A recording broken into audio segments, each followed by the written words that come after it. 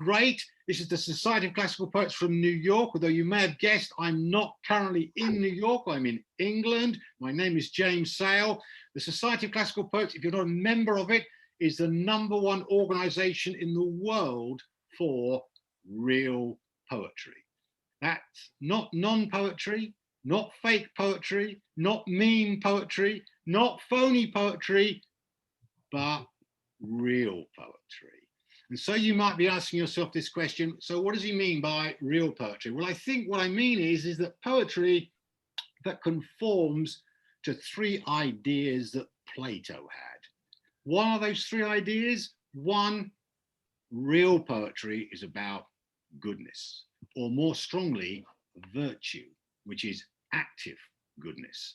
And this doesn't mean goody-goody stuff or sickly, treacly poetry about, oh, I dreamt I saw a daffodil and all this kind of stuff, because the great poets write about the most inhuman aspects of mortal existence, but they don't wallow in it and glorify it. The second thing that real poetry is about is truth.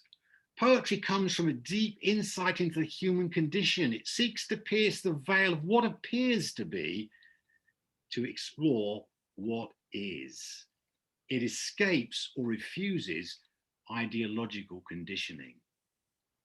And the third thing, which is my favorite of all, although of course all 3 are interconnected, is real poetry is about beauty. And it's about beauty, and it produces beauty despite what it may observe, which seems to the contrary. But it refuses ugliness for the sake of rejoicing in the manifestly repellent, degrading, and obnoxious. And here's the thing, when you have all 3 of those things, goodness, truth, and beauty, funnily enough, you get a 4th quality that arises if they're there all simultaneously. What is that 4th quality that arises when you have those 3 things simultaneously present? You achieve the sublime. You achieve the sublime, the highest reach of poetry, of music and art too. By the way, I'm partly distracted because I keep letting people in, but you achieve the sublime. And when you reach the sublime, our senses are completely, and although temporarily, suspended, because we reach a state of astonishment or awe. I remember the first time I read Milton's Paradise Lost, I was in a state of complete stupefaction because the poem was so sublime.